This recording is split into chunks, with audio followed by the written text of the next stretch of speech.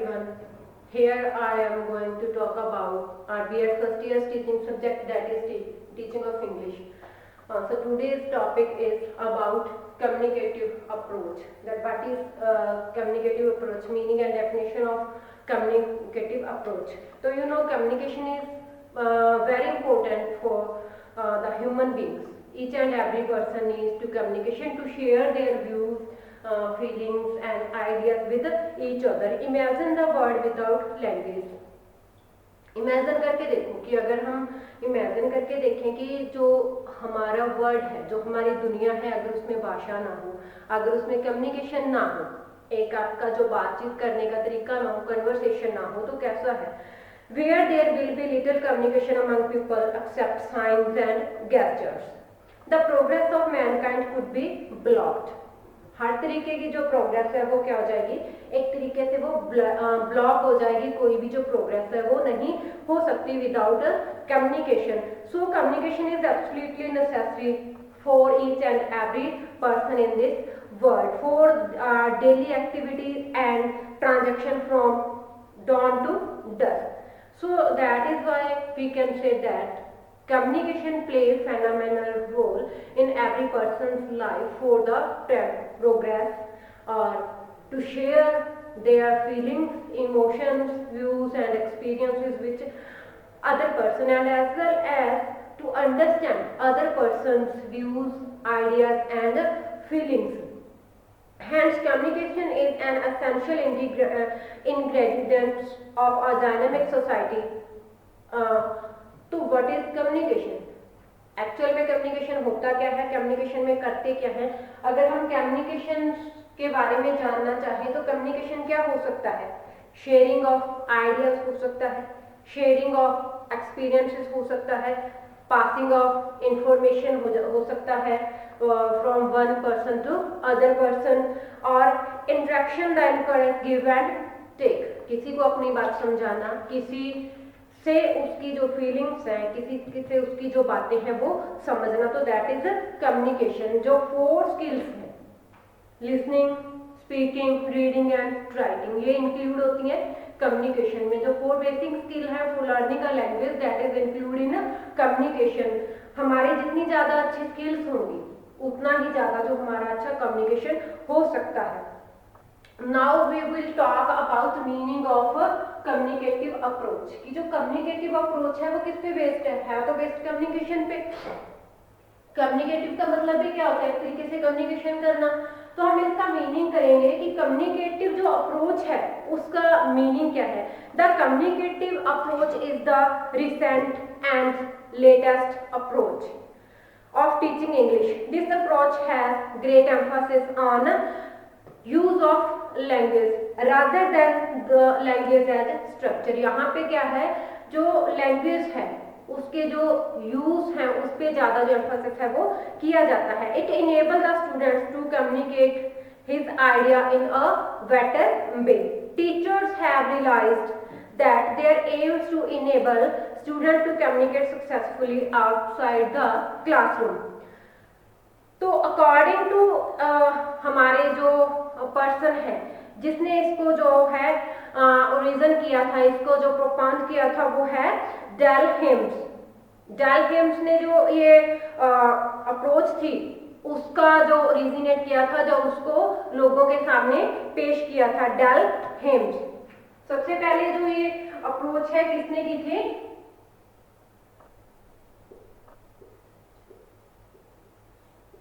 तो ये क्या है? प्रोपाउंडर है, ये फाउंडर है. फाउंडर ऑफ कम्युनिकेटिव अप्रोच कौन है? डेल हेम्स, फाउंडर ऑफ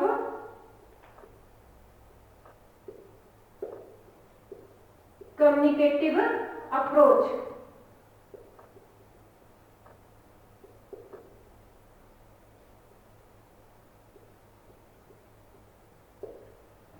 उसके अनुसार क्या मीनिंग बनता है? डेल हेम्स के अकॉर्डिंग जो इसका मीनिंग है वो क्या रहता है? मीनिंग ऑफ जो कम्युनिकेटिव अप्रोच है, तो इसमें जो है 2 वर्ड इंक्लूड है. It contain 2 word, that is communicative और नेक्स्ट इज अप्रोच. तो जो कम्युनिकेटिव है दैट मीन्स क्या है? इसका कम्युनिकेशन हो गया, किसी के साथ कम्युनिकेशन करना, दैट इज कम्युनिकेटिव। कम्युनिकेशन में क्या हो सकता है, sharing of ideas and feelings, किसी पर्सन के साथ अपने आइडियाज और जो फीलिंग है वो शेयर करना। देन है अप्रोच, अप्रोच का मीनिंग क्या है, कमिंग नियर। उसमें क्या है, describe nature of subject matter to be taught, जो सब्जेक्ट मैटर हम बता रहे हैं, पढ़ा रहे हैं, उस चीज को क्या करता है, ये डिस्क्राइब करता है, किस तरीके से हम उस चीज को एक्सप्लेन कर रहे हैं, किस तरीके का वो जो मटेरियल है।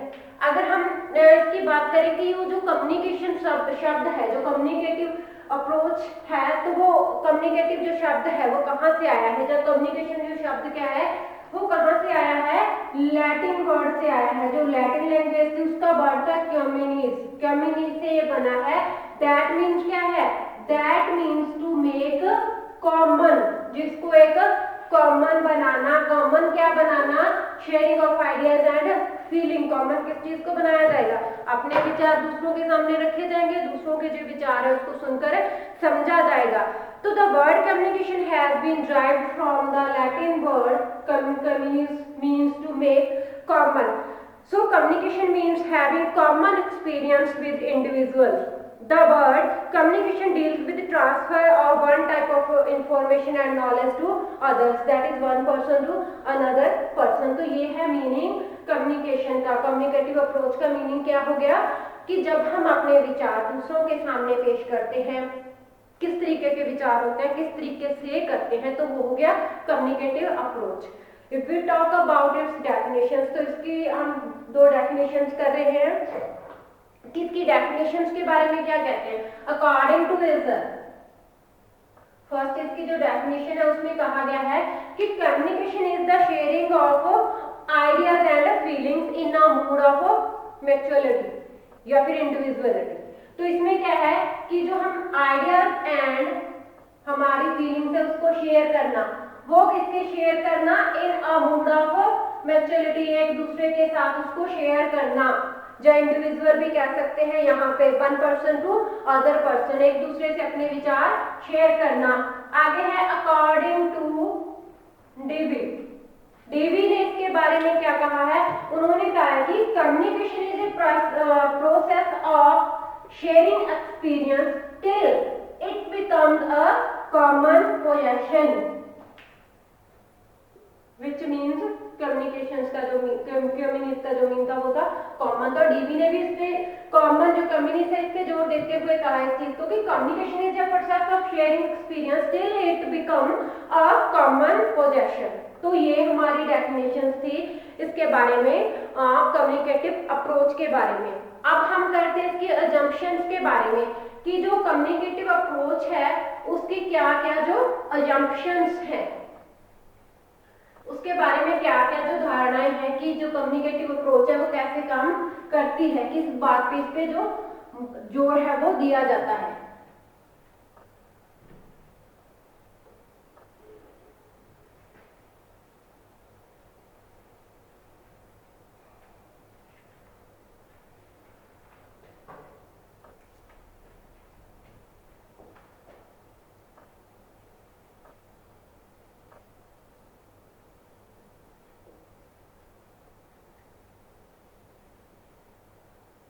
अजम्पशंस की बात करेंगे, कौन कौन सी अजम्पशंस हैं, efficiency in oral aspect of language,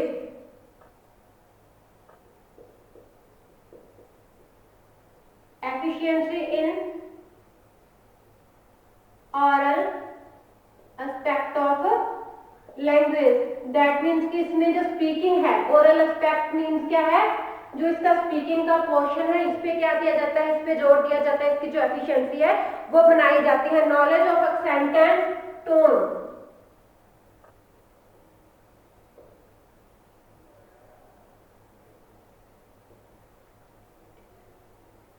knowledge of and tone, जिसमें हम स्ट्रेस लेवल, रिदम और जो पिच की नॉलेज है उसका जो ज्ञान है वो लेते हैं, एक्सेंट्स एंड टोन। और इसमें क्या हो सकता है, और कौन सी जंक्शन प्रोनाउंसिएशन और कौन सी धारणा है। इसमें क्या है, इसमें good pitch stress level and जो रिदम है, गुड हैंडलिंग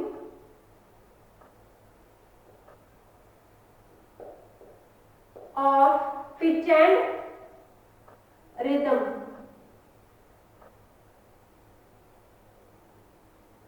जिसमें कि स्ट्रेस लेवल आ जाता है कि हमें अपनी जो आवाज में उतार चढ़ाव है वो कहाँ कहाँ करना है, वो कैसे करना है। आगे प्रोफिशिएंसी किसमें, mechanics of reading and writing, proficiency in the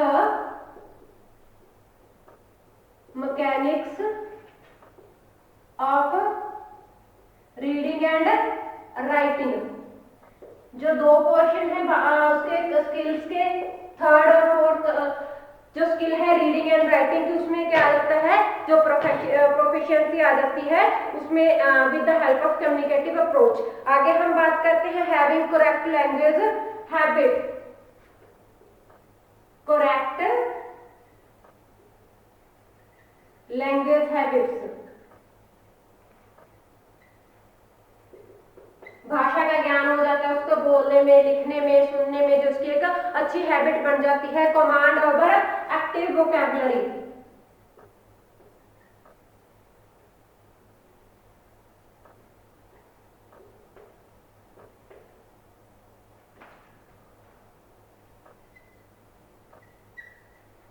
active जो वोकैबुलरी है आप उस पे जो कमांड है वो बना सकते हो। A good knowledge of structure, good knowledge of structure,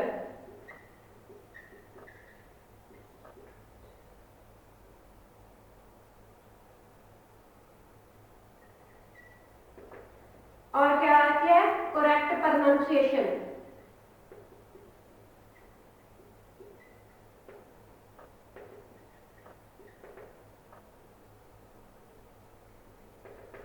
जो करेक्ट प्रोनाउंसिएशन है, आपको प्रोनाउंसिएशन के बारे में जो अच्छे से नॉलेज है वो आ जाती है, आपको जो लिखने और जो बोलने में आपको कोई प्रॉब्लम नहीं रहती, आप उसको प्रॉपर लिख सकते हो और प्रॉपर उस चीज को बोल सकते हो। क्योंकि जब तक प्रोनाउंसिएशन नहीं पता होगी हम ना तो उसको उसका जो वर्ड मीनिंग सॉरी उसकी जो स्पेलिंग है वो नहीं लिख सकते करेक्ट, और ना ही उसका जो मीनिंग है वो क्लियर कर सकते। So that's why correct pronunciation is very important to learn a language. Next हम बात करते हैं प्रिंसिपल्स की, कि इसके जो प्रिंसिपल्स हैं वो कौन कौन से होते हैं। प्रिंसिपल की बात करेंगे अब हम।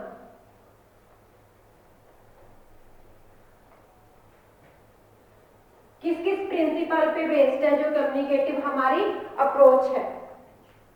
प्रिंसिपल की बात करते हैं।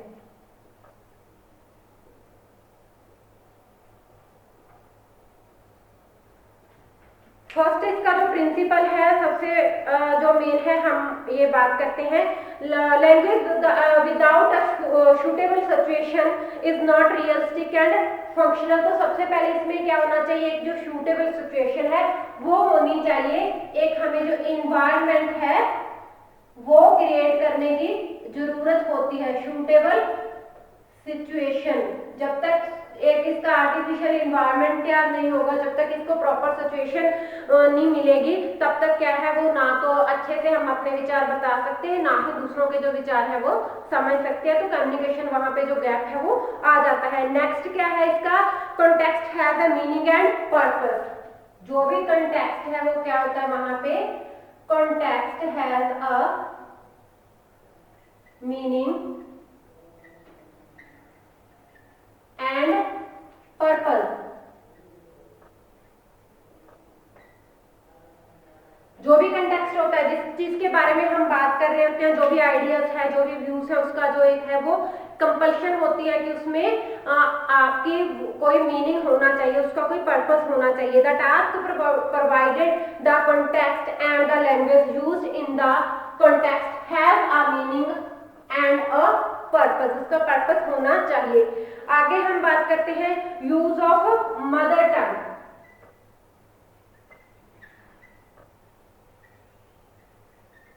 यूज ऑफ मदर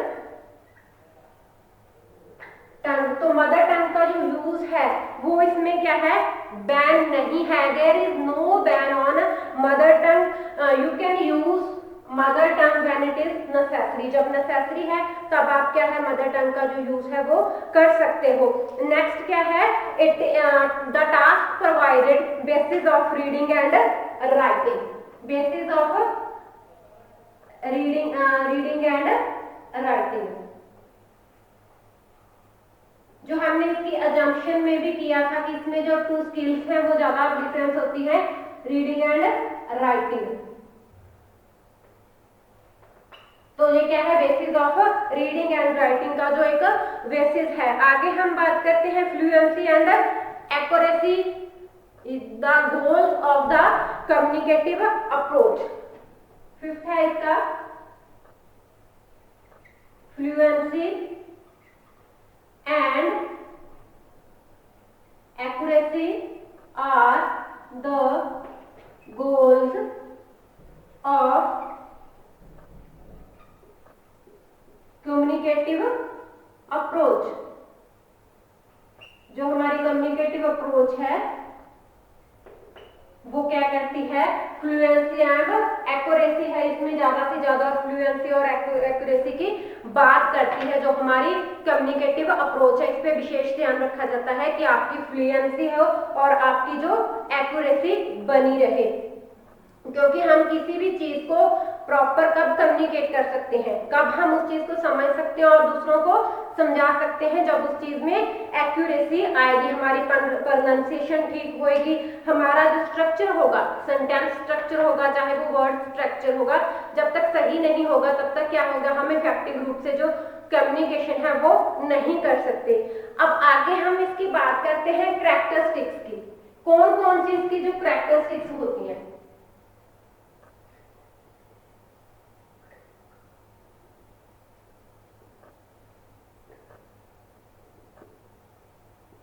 कैरेक्टरिस्टिक्स की बात करेंगे हम इसकी, कैरेक्टरिस्टिक्स कौन कौन सी होती हैं।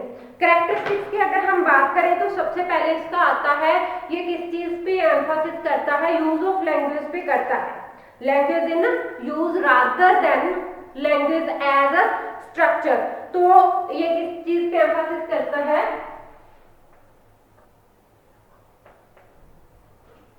It lays emphasis on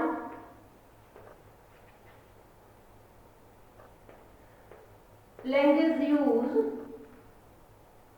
language in use,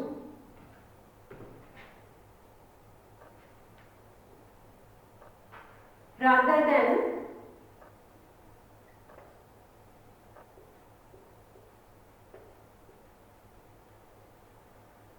language as structure. तो ये लैंग्वेज के यूज की बात करता है, ना कि इसके जो स्ट्रक्चर की बात करता है। आगे हम बात करते हैं ये एम्फोसिस किस पे करता है, it emphasis on the semantic objective of language, semantic objective emphasis किस पे करता है, सिमेंटिक ऑब्जेक्टिव्स ऑफ लैंग्वेज।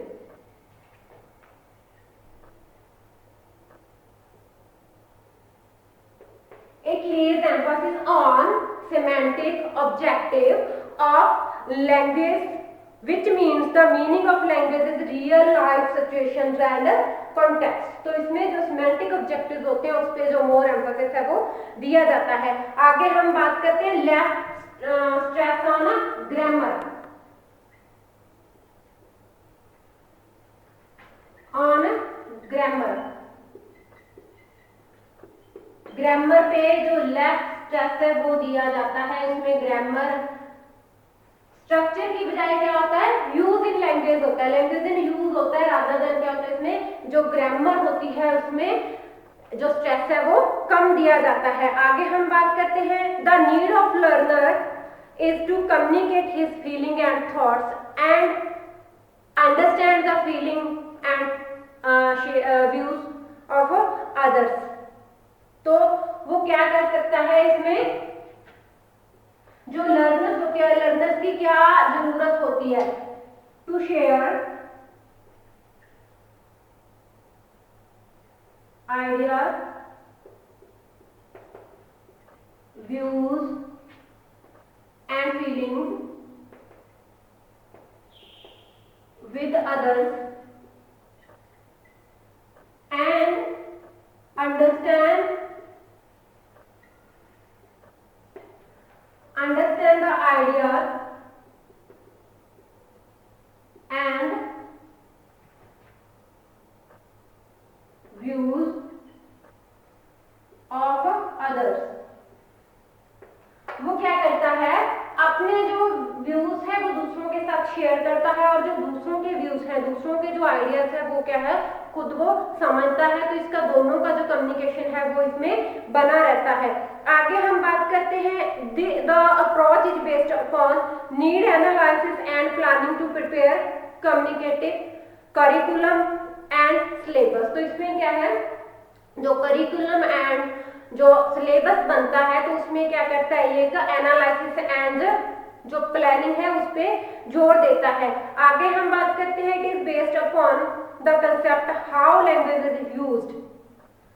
कौन सा कंसेप्ट है, it is based on the concept how language is used.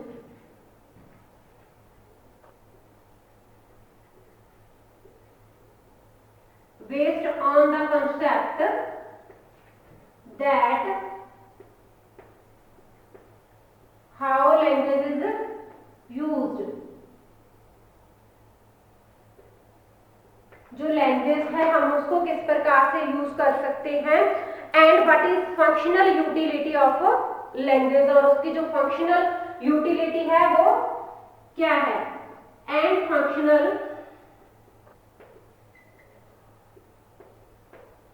Utility of language. तो ये क्या है, इसकी फंक्शनल यूटिलिटी ऑफ लैंग्वेज की बात करता है। इसमें जो स्किल्स होती हैं, कौन कौन सी स्किल है इसमें, रीडिंग और जो राइटिंग की बात करिए, हम ऑलरेडी 2 बार इसकी बात कर चुके हैं, assumptions as well as in principles। तो these characteristics is include in characteristics। तो किसमें है, the skill of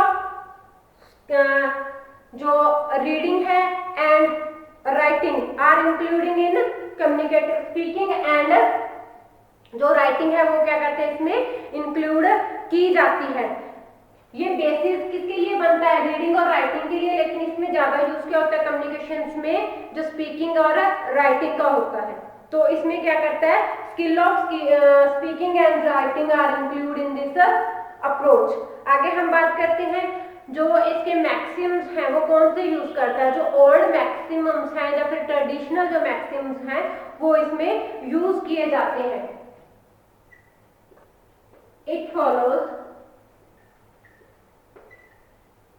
old maxims. Old maxims कौन कौन से होते हैं, और जो है simple to specific, simple to complex and concrete to abstract. तो ये क्या करता है, सिंपल टू कॉम्प्लेक्स यूज करता है, simple to complex and concrete to abstract. तो ये इसमें जो मैक्सिम्स ने हैं वो यूज किए जाते हैं। नेक्स्ट क्या है, it is integrative approach which takes care of 4 objectives of language and learning. तो this is the topic about communicative approach. तो ये हमारा टॉपिक यहाँ तक खत्म हो रहा है। तो आज के लेक्चर में हम जो कम्युनिकेटिव अप्रोच के बारे में हमने पढ़ा, इसके मीनिंग के बारे में पढ़ा, इसकी डेफिनेशंस के बारे में पढ़ा, उसकी एजम्पशंस के बारे में पढ़ा, एंड प्रिंसिपल्स और जो कैरेक्टरिस्टिक्स की हमने बात की। तो हमारा ये टॉपिक आज यहीं पे खत्म हो रहा है। नेक्स्ट लेक्चर में हम इसकी जो बात करेंगे, इसकी एडवांटेजेस की बात करेंगे, इसकी डिसएडवांटेजेस की बात करेंगे। आज के लेक्चर के लिए हमारा इतना ही। तो नेक्स्ट लेक्चर में हम इसका जो बचा हुआ पार्ट है, जो इसके पॉइंट्स रहेंगे उसको क्लियर करेंगे। Thank you, have a nice day.